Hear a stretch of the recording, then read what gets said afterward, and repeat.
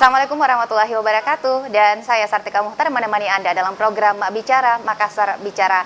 Saat ini kita berada di kantor Dinas Tenaga Kerja Kota Makassar yang terdapat di Jalan AP Patarani, dan saat ini saya tengah berada di ruangan Ibu Kadis Tenaga Kerja Kota Makassar. Nah, kalau kita berada di kantor Dinas Tenaga Kerja, artinya hari ini talkshow kita akan membahas terkait dengan tenaga kerja. Nah, tema kita pada hari ini adalah Disnaker Kota Makassar senantiasa menciptakan tenaga kerja yang berkualitas. Untuk itu sudah bersama saya adalah Ibu Kadis dari Tenaga Kerja Kota Makassar, ada Ibu Nilma Palamba SHMAP. Apa kabar Ibu? Alhamdulillah sehat, salam sehat untuk kita semua. Assalamualaikum warahmatullahi wabarakatuh. Shalom, salam damai sejahtera bagi kita semua. Ya, dan tentunya hari ini sesuatu yang sangat istimewa, kita dapat berbincang dengan Ibu Kadis terkait dengan ketenaga kerjaan. Aktivitas kesibukan Bu, seperti apa saat ini? Iya, terima kasih ya Mbak, siapa namanya? Mbak Tika, sudah jauh-jauh datang ke kantor kami untuk melakukan wawancara pada pagi hari ini seputar ketenaga kerjaan. Iya, saya kira masalah ketenaga kerjaan ini adalah suatu isu yang saat ini tentunya sangat seksi, di mana kita tahu bahwa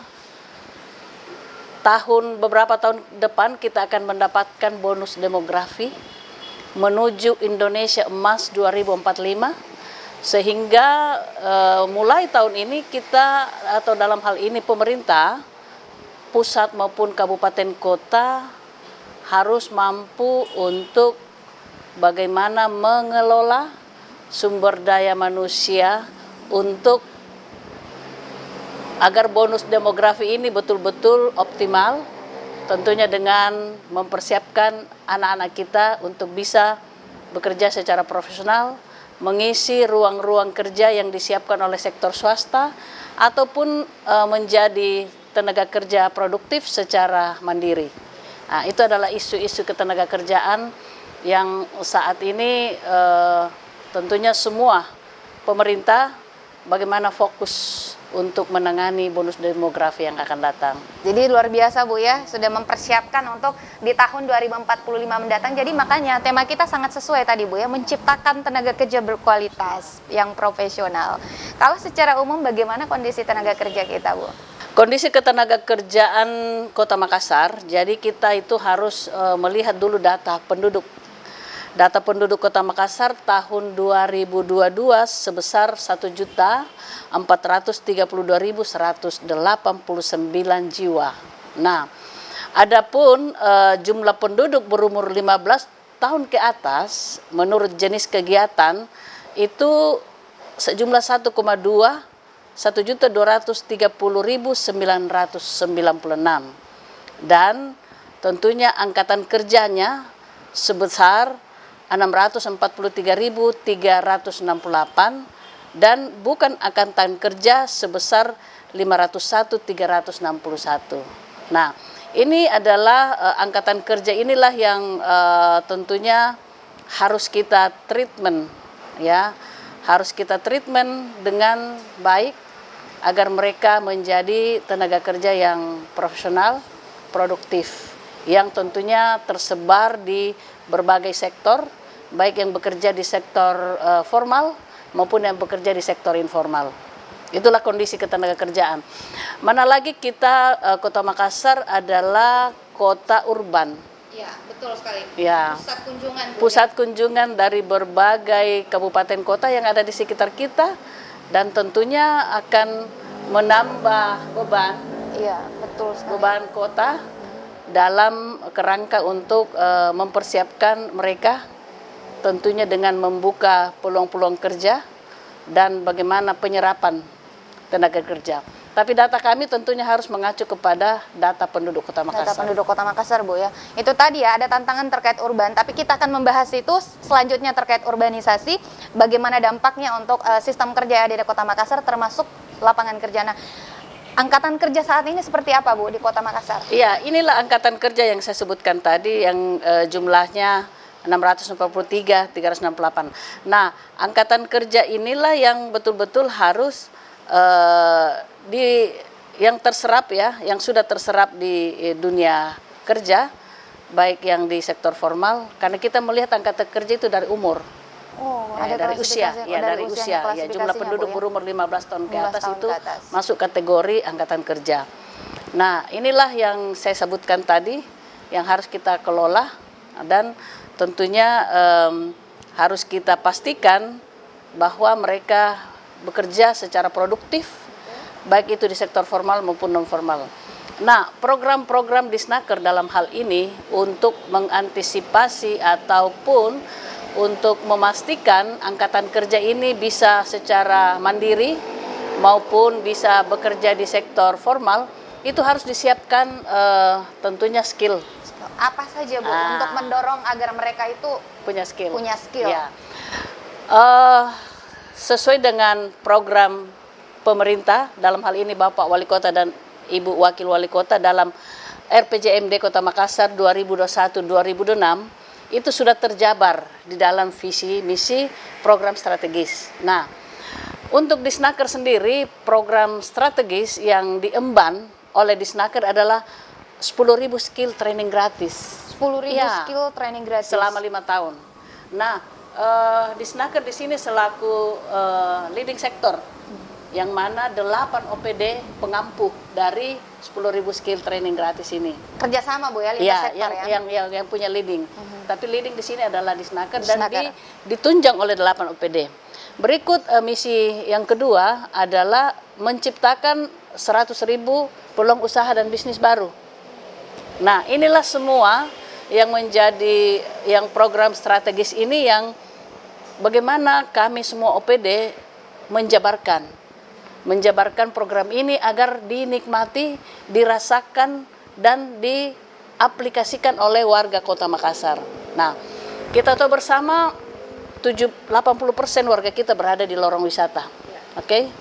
Lorong wisata, lorong yang ada di Kota Makassar kurang lebih 7.000 sekian.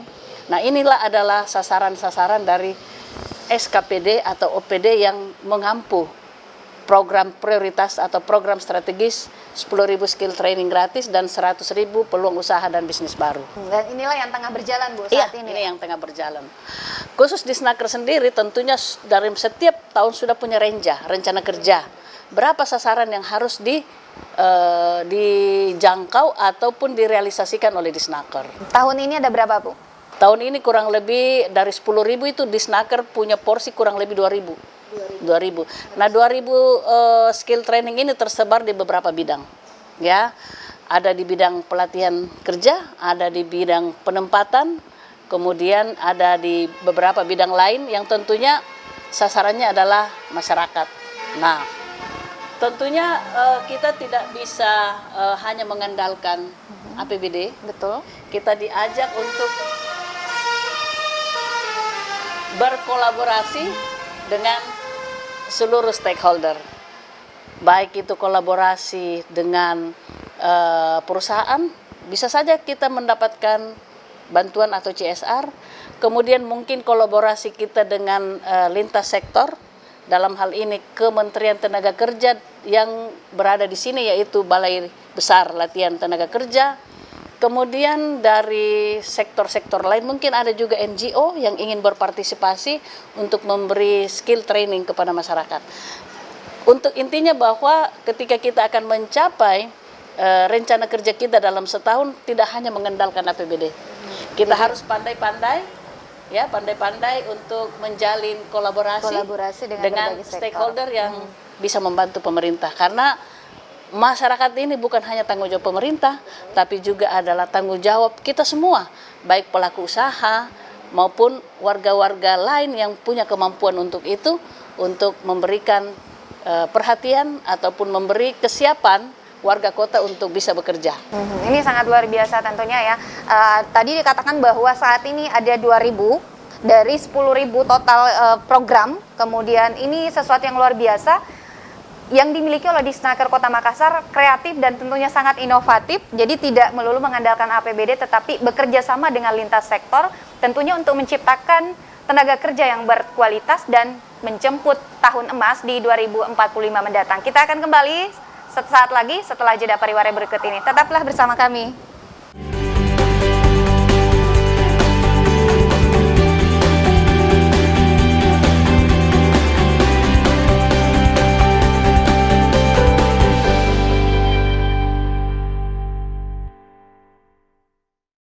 Kembali di IMA Bicara, Makassar Bicara, dan menarik sekali perbincangan kita tadi dengan Bu Kadis. Bu Kadis ada tadi 2000 ya. Ini apa namanya, pemberian skill dan segala macam. Penerapan ini seperti apa sebenarnya? Skill, pelatihan, apa saja yang diberikan?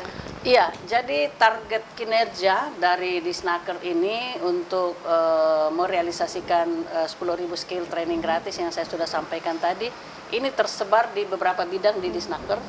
Salah satunya adalah di bidang latker. Bidang latker itu latker dan bidang pelatihan tenaga kerja ini kita mempersiapkan warga kota untuk bisa mempersiapkan diri masuk ke dunia usaha, dunia industri. Wow. Nah, jenis pelatihan ini tentunya harus SKKNI, berstandar.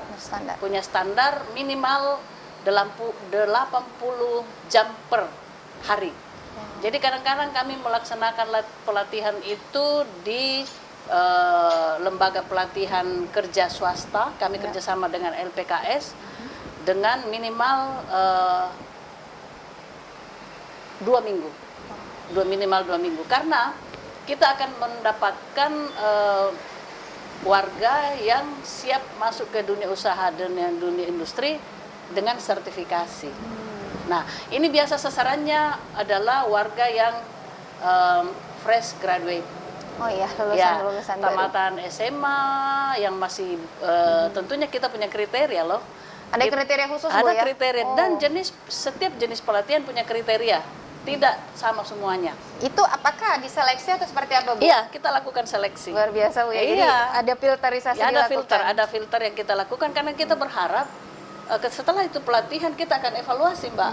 Betul. Jangan hanya kita melatih warga, kita nggak lakukan evaluasi sehingga jadi pengangguran intelektual. Ya. Malah menjadi pengangguran intelektual, bukannya siap untuk bekerja malah menganggur lagi. Sehingga betul-betul selektif.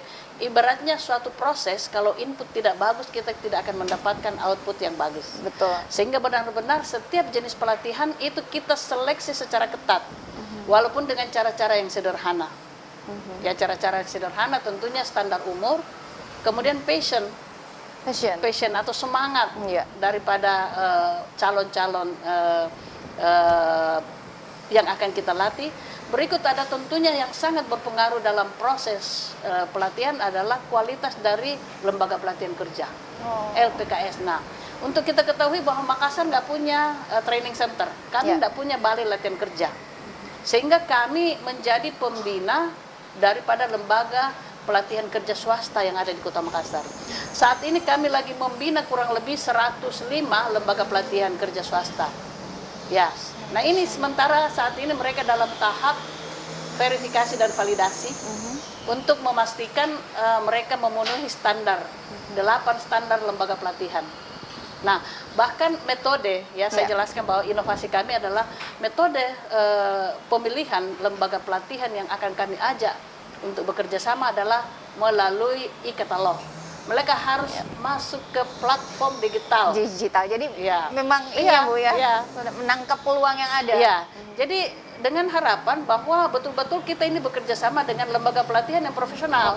Yang punya standar. Nah, kendala yang dihadapi saat ini lembaga pelatihan adalah legalitas.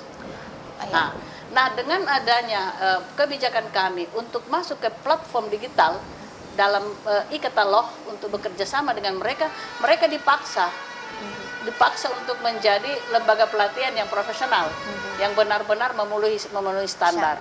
Ya, nah itulah mungkin sehingga dengan input proses yang bagus maka kita akan mendapatkan output yang bagus. Nah, ya. Berikut adalah identifikasi jenis pelatihan apa sih yang cocok di Makassar. Nah, pasti kan. Nah, kita punya data terkait dengan kontribusi lapangan usaha terhadap PDRB Kota Makassar. Kontribusi lapangan usaha apa saja? Ternyata yang menempati ranking pertama adalah sektor perdagangan besar, eceran, reparasi mobil dan sepeda motor.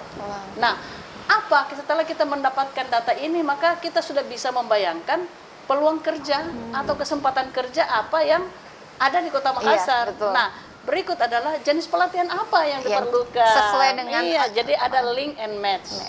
Jangan sampai kita melatih A, ternyata yang dibutuhkan pasar ini adalah B. Nah, oleh karena itu kami memilih jenis pelatihan yang sesuai dengan itu tadi, sektor perdagangan. Kemudian yang kedua adalah sektor konstruksi. Kemudian yang ketiga adalah industri pengolahan. Kemudian informasi dan komunikasi, dan yang kelima adalah jasa pendidikan. Nah, inilah semua kontribusi lapangan usaha terhadap PDRB Kota Makassar yang harus kami kaji. Sehingga kami melatih warga kami atau warga kota sesuai dengan lapangan kerja yang ada. Misalnya, karena kita sektor perdagangan, mungkin kami sudah identifikasi jenis pelatihan yang akan kami lakukan adalah salah satunya adalah administrasi perkantoran. Contohnya. Kemudian bagaimana mendidik warga Kota Makassar agar menjadi sales yang terbaik. Ya. Kemudian bagaimana teknologi informasi. Di mana-mana pun kantor perusahaan pasti teknologi informasi adalah standar utama untuk merekrut seorang calon tenaga kerja. Nah, kita sekarang kan berada di dunia digital yang jadi makanya kami membuat pelatihan yang namanya TIK, teknologi informasi dan komunikasi. Nah, jenis-jenis pelatihan inilah yang kami sesuaikan agar terjadi link and match tadi Bu ya. Jadi ini sudah sangat banyak ya pemirsa saya inovasi yang dilakukan oleh Dinas Tenaga Kerja Kota Makassar. Jadi menjemput Bu ya. Ini semenjak pemerintah kita berbasis data. Betul ya. Menggaungkan terkait dengan bagaimana kita masuk ke dunia digital, dan ternyata Disnaker sudah melakukan itu saat ini. Dan luar biasa pelatihan-pelatihan yang dilakukan, kemudian berbasis ada 5 hal atau 5 lapangan kerja yang ternyata sangat besar dibutuhkan, dan itu dimatchingkan dengan pelatihan yang dilakukan. Nah, tetapi di tengah perkembangan itu, kemudian usaha-usaha penciptaan yang dilakukan oleh Dinas Tenaga Kerja untuk memenuhi harapan itu, urbanisasi juga semakin tinggi, Bu. Ini bagaimana pengaruhnya bagi artinya bahwa orang mencari lapangan kerja ke kota itu tidak ada larangan. Tidak ada aturan satupun ya yang melarang seseorang untuk pergi kemana saja mencari pekerjaan, dan itu manusiawi. Nah, sekarang pemerintah kota harus bersiap. Nah, saya kira program strategis Bapak Wali Kota sekarang untuk menciptakan lapangan kerja cukup banyak. Kalau kita melihat program strategis Bapak Wali Kota, banyak pekerjaan infrastruktur yang saat ini lagi digenjot oleh pemerintah kota. Ada banyak lah ya infrastruktur. Nah, ini semua adalah membuka lapangan kerja. Namun di samping itu juga tentunya kami juga punya regulasi bagaimana memprioritaskan warga kota untuk mengakses. Kita punya perwali tahun 2021 bagaimana prioritas utama diberikan kepada warga kota yang punya KTP Makassar. Nah, tentunya ini juga namanya regulasi, tapi kalau memang kompetensinya memenuhi syarat, ya itu diprioritaskan. Nah, seperti itu kira-kira regulasi yang diciptakan oleh pemerintah kota agar warga kota ini betul-betul terserap ke dunia kerja. Nah, yang saya katakan tadi bahwa masalah urbanisasi ini tentunya membawa beban bagi kota, sehingga kami berharap para urban ini untuk kalau memang sudah betah di Makassar untuk administrasi kependudukannya, ya saya mantan Kadis Dukcapil. Iya, benar Bu. Saya selalu punya program setiap habis Lebaran bagaimana memastikan berapa jumlah urbanisasi masuk Kota Makassar, bagaimana mengedukasi mereka untuk menjadi warga kota yang baik dengan tertib administrasi kependudukan, agar mereka lebih mudah mengakses layanan-layanan pemerintah kota. Nah, itu adalah persyaratan bahwa infrastruktur yang disiapkan oleh pemerintah kota, layanan-layanan publik yang diberikan oleh pemerintah kota tentunya diprioritaskan bagi warga Kota Makassar, KTP Makassar. Sehingga kami berharap anak-anak kami yang urban ke Makassar untuk selalu taat kepada administrasi kependudukan sehingga lebih mudah mengakses layanan-layanan yang diberikan oleh pemerintah kota. Iya. Dan tentunya urbanisasi ini juga menjadikan pemerintah Kota Makassar dalam hal ini Disnaker untuk lebih termotivasi lagi Bu ya untuk memberikan pelatihan-pelatihan yang lebih lah ya, karena Makassar ini jadi serapan tenaga kerja bagi warganya jauh lebih besar, kemudian skill yang dimiliki oleh tenaga kerja atau calon pekerja di Kota Makassar itu jauh lebih besar daripada yang akan datang. Ini juga ya Bu ya, jadi sebuah motivasi bagi warga Kota Makassar tentunya. Dan tentunya kita akan kembali usai jeda pariwara berikut ini. Tetaplah di Mabicara Makassar Bicara.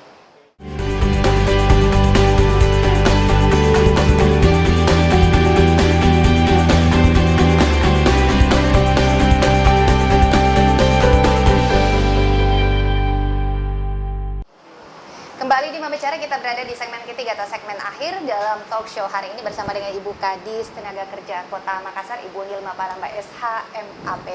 Bu Kadis, ada banyak hal tadi disampaikan dari segala program inovasi, tentu banyak keberhasilan yang telah diraih di Snaker. Apa-apa saja Bu yang memang dari inovasi yang ada? Keberhasilan itu kan bagian dari proses. Ya, tidak mungkin orang berhasil ketika tidak melakukan proses belajar, proses uji coba dan seterusnya, dan intinya bekerja berintegritas, betul-betul tulus untuk memberikan pelayanan, bagaimana berinovasi agar pelayanan lebih mudah, bagaimana pelayanan lebih murah dan cepat. Nah, seperti itu kira-kira, sehingga keberhasilan saya kalau sebutkan itu mungkin hanya pimpinan yang bisa menilai ya. Tapi kami juga melihat ini bahwa sudah banyak sekali inovasi yang dilakukan, Bu. Siap. Jadi yang kami lakukan, kalau misalnya pelayanan pencari kerja itu kami sekarang sudah punya mobile. Mobile karir. Kita punya mobil keliling, di mana program Bapak Wali Kota sekarang ada pusat pelayanan berada di kontainer terpadu. Nah, di kontainer terpadu ini ada informasi yang real time terkait dengan loker tak, lowongan kerja tak. Silakan datang ke kontainer, di sana kami memberi informasi terkait dengan lowongan kerja yang ada di perusahaan yang ada di Kota Makassar, sehingga kami update baik bisa lewat media sosial yang dimiliki oleh Disnaker, sehingga media sosial itu kami pasang di semua kontainer terpadu, sehingga info ini kan kontainer terpadu ada pusat layanan informasi, jadi seluruh kurang lebih 42 layanan yang ada di seluruh OPD yang ada di Kota Makassar ini bisa kita akses, kita dapat informasinya di kontainer terpadu. Nah, kami di sini layanannya adalah loker tak, lowongan kerja tak, dengan memasang media-media sosial sehingga lebih mudah warga untuk mengakses. Nah, selain itu kami pelayanan informasi Lokerta itu kami melaksanakan pelayanan keliling dari kontainer satu ke kontainer lain terkait dengan pelayanan AK1. Pelayanan AK1 dulu istilahnya kartu kuning. Kartu kuning, Bu, ya. Nah, ini adalah persyaratan bagi pencari kerja, persyaratan awal. Ya. Apa gunanya pelayanan AK1 ini? Agar kami punya database. Kita punya database, jadi akan masuk dalam aplikasi yang namanya Career Hub. Nah, Career Hub inilah yang dimana kita akan melihat seluruh potensi warga kota, baik itu jenis kelamin, umur, jurusan, dan seterusnya, sehingga kita bisa tahun-tahun yang akan datang mendapatkan, bisa memprioritaskan program, mengintervensi dengan program. Nah, di samping itu memang pelayanan AK1 ini ataupun kartu kuning ini memang persyaratan bagi perusahaan untuk mendapatkan pekerjaan. Nah, itu ya pertama dan kedua. Kemudian yang berikut adalah pelayanan yang tadi saya sampaikan adalah bagaimana lembaga pelatihan kerja swasta ini kami istilahnya ini kami inkubasi. Kami melakukan pendampingan ya tentunya dengan mereka untuk siap masuk ke platform digital agar semua lembaga pelatihan kerja swasta ini bisa diakses oleh bukan hanya pemerintah kota tapi juga seluruh pemerintah di Indonesia ini bisa melihat. Betul. Bahkan warga sendiri bisa memilih pelatihan jenis pelatihan apa di lembaga mana untuk melakukan menyiapkan dirinya untuk mendapatkan skill. Nah, saya kira itu. Jadi saat ini sudah kurang lebih berapa ya yang sudah masuk ke platform digital lembaga pelatihan itu untuk bisa kami pilih untuk bekerja sama melaksanakan pelatihan. Ya, dan banyak tentunya pelayanan-pelayanan yang senantiasa kami lakukan percepatan. kemudahan termasuk di bidang hubungan industrial, di mana pelayanan yang kami lakukan adalah memudahkan pelaku ataupun pelaku usaha maupun karyawan untuk lebih mudah melakukan komunikasi. Komunikasi ini sesuatu yang luar biasa. Jadi banyak gebrakan yang dibuat oleh Disnaker Kota Makassar dalam rangka menciptakan tenaga kerja berkualitas tentunya ya, dan juga semakin meningkatkan angka angkatan kerja. Nah, bagaimana dengan tingkat kesejahteraan para pekerja kita, Bu, yang terkait hubungan dengan perusahaan-perusahaan? Tentunya tingkat kesejahteraan para pekerja itu bersinergi atau berimplikasi terhadap produktivitas. Nah, ketika suatu perusahaan produktif, itu berarti bahwa tenaga kerja di situ sejahtera. Sepakat? Ya. Iya, betul. Ya. Bagaimana perusahaan mau produktif ketika tenaga kerja di dalam perusahaan itu tidak nyaman, kemudian tidak mendapatkan haknya, kemudian tidak profesional, dan seterusnya. Nah, ini implikasi dari sumber daya manusia di perusahaan untuk mendapatkan produktivitas kinerja dari suatu jasa maupun usaha yang dikelola oleh teman-teman pelaku usaha. Oleh karena itu, Disnaker dalam hal ini senantiasa memberi sertifikasi profesi kepada para karyawan yang sudah bekerja di perusahaan. Nah, 2 tahun belakangan ini kami memberi sertifikasi profesi kepada para pekerja yang bergerak di sektor pariwisata, perhotelan, travel, dan seterusnya. Karena kota kita ini adalah kota jasa. Kota jasa, sehingga sertifikasi yang kami berikan itu yang bergerak di bidang itu. Ya, sehingga dengan harapan bahwa dengan sertifikasi yang diberikan kepada karyawan yang sudah bekerja di sektor jasa ini, tentunya berharap produktivitas dari perusahaan itu semakin baik, yang ditunjang didukung oleh karyawan yang kompeten. Betul. Dengan adanya sertifikasi. Ya, seperti itu jenis-jenis pekerjaan kami di Disnaker. Bukan hanya mempersiapkan warga untuk bekerja, tapi setelah bekerja itu harus juga menjadi perhatian kami. Bagaimana memastikan karyawan ini kompeten dengan diberi sertifikasi. Dan juga terpenuhi hak-haknya, Bu, ya. Jadi itu tadi saya sampaikan dari awal bahwa untuk menjalin hubungan kerja antara pemberi kerja dan penerima kerja harus harmonis, bermartabat. Ya, kalau dia sudah harmonis, bermartabat dan harmonis, itu berarti bahwa hak-hak karyawan itu terpenuhi. Betul. Dia digaji sesuai dengan UMK. Iya. Upah minimum kota. Jangan dibawa. Bahkan ada perusahaan yang sudah melebihi UMK. Nah, kita sudah bisa lihat. Kami punya data terkait dengan perusahaan-perusahaan yang memang punya kinerja bagus. Oleh karena memang memenuhi aturan-aturan. Nah, seperti itu kira-kira ya. Jadi ketika para pelaku usaha memenuhi aturan, insya Allah dia akan menjadi pengusaha yang produktif, dan tentunya karyawan akan bekerja secara aman, nyaman, karena semua hak-haknya dipenuhi. Dan produktivitas akan semakin meningkat, Bu, ya? Dan mengurangi hubungan-hubungan yang tidak harmonis. Tidak harmonis. Pasti akan harmonis. Nah, kalau sejauh ini bagaimana kondisi ketenagaan kerja kita? Apakah pasti terdapat laporan-laporan atau seperti apa, Bu? Ya, itu pasti saya selalu ada. Dan hampir setiap hari surat yang ada di meja saya terkait dengan laporan PHK. Ya, laporan PHK, tapi tidak juga bahwa laporan-laporan yang baik, misalnya perjanjian bersama juga saya terima juga hampir seimbang. Artinya bahwa adapun PHK itu dilakukan oleh perusahaan, tentunya sudah sesuai dengan aturan yang mungkin ada. Karyawannya memang sudah dapatkan SP1, SP2, dan SP3 dan seterusnya. Nah, nanti kita lihat pada saat kita mediasi.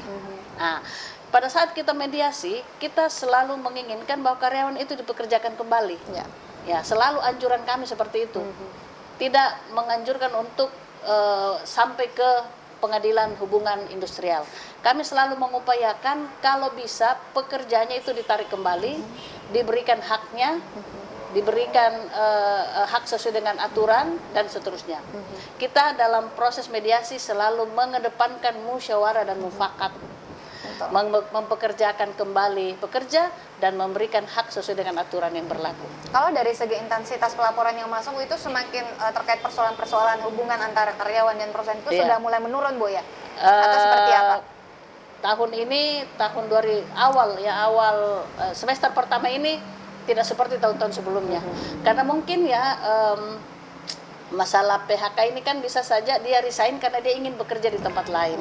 Jadi ada semacam uji coba, ya dia di PHK di sini, resign di sini karena ingin mencoba lagi di perusahaan lain. Nah, seperti itu kira-kira. Jadi PHK di sini, setelah itu dia diterima lagi di perusahaan lain dan itu hak.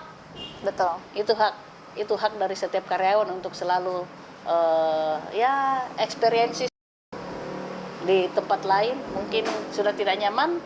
Mau mencari pengalaman lagi di perusahaan lain. Baik. Itu tadi terkait dengan persoalan-persoalan antara tenaga kerja dan perusahaan dan ternyata sudah mulai mengalami penurunan intensitas dan ini tentunya pertanda baik bahwa sistem ketenaga kerjaan, hubungan antara karyawan dan juga perusahaan juga semakin baik dari tahun ke tahun. Dan pertumbuhan ekonomi kita juga semakin sudah baik. Mulai membaik pasca Covid, Bu ya, sudah mulai merangkak dan ini sangat bagus untuk pertumbuhan tenaga kerja kita juga. Terkait itu ada juga istilah baru yang saat ini lagi booming pemirsa terkait dengan artificial intelligence atau sistem AI. Iya, bagaimana? Iya, betul. Bagaimana sih pengaruhnya dalam dunia kerja karena penggunaan teknologi robot dan segala macam. Teknologi, robotik, semua computerized akan mengurangi tenaga kerja manusia. Iya, Bu. Bagaimana, Bu, menyikapi hal ini? Iya, kalau pribadi saya, anak-anak kita ini harus menjadi di balik robot itu. Harus mampu menciptakan robot. Jangan dia diganti tenaga kerjanya oleh robot. Ya, Bu, ya? Benar. Jadi anak-anak kita ini kita pacu untuk belajar teknologi informasi. Ya, kalau saya pribadi, mereka harus lebih maju dibanding kemajuan teknologi lah. Kalau perlu mereka yang ciptakan deh teknologi itu. Nah, itu bagus lagi, Bu ya. Mereka yang ciptakan robotnya, mereka yang ciptakan walaupun memang ya itulah tantangan kita menghadapi bonus demografi yang mungkin tahun-tahun akan datang kita akan alami, bagaimana anak-anak kita dipacu untuk belajar teknologi informasi, mereka menjadi yang menciptakan teknologi sehingga tenaga kerja yang tadinya pekerjaan harus 10 orang sisa 5 orang yang kerjakan. 5 orang kemana? Nah, itu berada di belakang teknologi itu sendiri. Karena kita tidak bisa memungkiri juga bahwa pasti ada dari artificial intelligence itu juga pasti ada yang namanya multiplier efeknya. Iya, betul. Nah, multiplier efek ini harus kita lihat. Nah, itu potensi. Jangan dijadikan ancaman, tapi jadikan sebagai potensi untuk bisa melihat peluang kerja yang lain. Masuk ke dunianya, Bu ya? Iya, kuasai teknologinya. Ciptakan. Jadi jangan mau kalah sama apa yang tercipta saat ini, AI. Nah, itu berarti tidak semua hal harus disikapi secara negatif, Bu ya? Justru itu membawa hal positif, Bu ya? Jadi beradaptasi. Harus menjadi orang-orang yang adaptif, melihat teknologi jangan dilawan, tapi diadaptasi, kemudian jangan jadikan tantangan tapi jadikan peluang. Lihat multiplier effect. Betul. Nah, terkait hal itu banyak juga yang menunggu, Bu. Job fair biasanya dilakukan. Nah, itu seperti apa saat ini? Banyak yang menunggu informasi ini. Job fair ini dalam rangka memeriahkan hari ulang tahun kemerdekaan. Kami selalu mengambil momen itu. Sehingga kami akan melibatkan kurang lebih 50 perusahaan dan saat ini kami sudah mendapatkan sejumlah itu dan tinggal kami meeting bagaimana teknisnya dan sampai kepada informasi lowongan, informasi job dengan jumlah. Kenapa seperti itu? Agar warga yang akan mengakses job fair ini yang punya kepentingan di situ. Karena adanya informasi yang jelas dan rinci. Sehingga misalnya seorang sarjana hukum kalau memang di sana tidak ada jurusan yang mensyaratkan sarjana hukum yang nggak perlu ke sana. Dan kami usahakan 1 minggu sebelum running ya itu kita sudah posting di media sosial terkait dengan jurusan apa, usianya berapa dan seterusnya. Jadi informasi itu lebih rinci sehingga benar-benar job fair kami ini sesuai dengan apa yang dibutuhkan oleh masyarakat. Apa saja yang perlu dipersiapkan oleh Iya. mereka yang hendak masuk dalam job Ya, fair makanya nanti, Bu? saya sarankan anak-anak kita sekarang kan semua perusahaan itu sudah menggunakan QR code. Tidak lagi code. membawa berkas, Iya, Bu. nenteng-nenteng ijazah, nenteng-nenteng sertifikat dan Iya. seterusnya, KK, KTP. Makanya saya sarankan semua anak-anak kita yang saat ini akan mencari kerja semua masuk di Google Drive. Karena semua perusahaan nanti akan upload, ada link ya untuk mengupload semua dokumen yang dipersyaratkan. Jadi tidak perlu lagi bawa berkas-berkas. Karena sekarang era digital, Bu, ya, Era seperti digital. itu. Jadi semua nanti saya pastikan semua perusahaan menggunakan QR code. Silakan masuk ke link untuk mengapply dokumen-dokumen. Iya, dan tentunya Oke. bersiap ya, Bu, ya, Bu Kadisnet. Jadi warga Kota Makassar Satu yang lagi, sudah, Mbak. silakan. Job fair kami sudah juga akan membuka peluang untuk disabilitas. Ya, kemarin saya baru tanda tangan MOU dengan sebuah yayasan di mana disupport oleh luar negeri. Yayasan itu akan membuka link atau ruang akomodasi terhadap teman-teman disabilitas untuk bisa bekerja di sektor formal, tentunya dengan mempersiapkan perusahaan-perusahaan itu mengasesmen jenis pekerjaan apa yang cocok untuk disabilitas, kemudian teman-teman disabilitas mengasesmen dirinya. Iya. Kira-kira job apa yang cocok dengan ragam disabilitas saya. Nah, ini kita akan kasih matching. Kita akan matchingkan organisasi penyandang disabilitas dengan perusahaan. Sehingga perusahaan tahu jenis pekerjaan apa yang tepat untuk teman disabilitas. Di satu sisi teman disabilitas mempersiapkan diri untuk masuk ke dalam dunia kerja. Iya. Ya, ini informasi yang terbaru tentunya ya, bahwa sudah ada peluang yang sama ya untuk mendapatkan pekerjaan dan bekerja sesuai dengan potensi yang ada. Baik, kita berada di segmen akhir dalam talk show kita untuk membicara edisi hari ini. Hal yang ingin disampaikan, Bu, terkait dengan bagaimana untuk menyambut tantangan yang semakin luar biasa. Iya, bonus demografi saya kira ini harus kita kelola. Pemerintah harus mengelola dengan baik, tentunya dengan mempersiapkan anak-anak kita untuk siap masuk ke dunia kerja dengan tantangan itu. Artificial intelligence, tentunya tenaga kerja fisik kita mungkin akan terbatas, tapi dengan otak, dengan keterampilan kita bisa meraih peluang-peluang itu. Oleh karena itu, saya menghimbau anak-anak saya yang ada di Kota Makassar ini yang menyaksikan acara kita pada sore hari ini untuk siap fight untuk bersaing, tingkatkan kapasitas, ikuti training, dan semangat untuk mencari pekerjaan. Terima kasih. Baik, terima kasih luar biasa sekali Ibu Kadis Naker Kota Makassar, Ibu Nilma Balamba SHMAP sudah hadir bersama kita dalam talk show Bicara. Sayang sekali kita dibatasi oleh waktu sehingga kita harus undur diri dari hadapan Anda, dan terima kasih Bu Kadis sekali lagi sudah bergabung bersama kita dalam talk show Bicara untuk hari ini. Saya Sartika Muhtar mewakili kru yang bertugas pamit undur diri dari hadapan Anda. Wassalamualaikum warahmatullahi wabarakatuh. Sampai jumpa.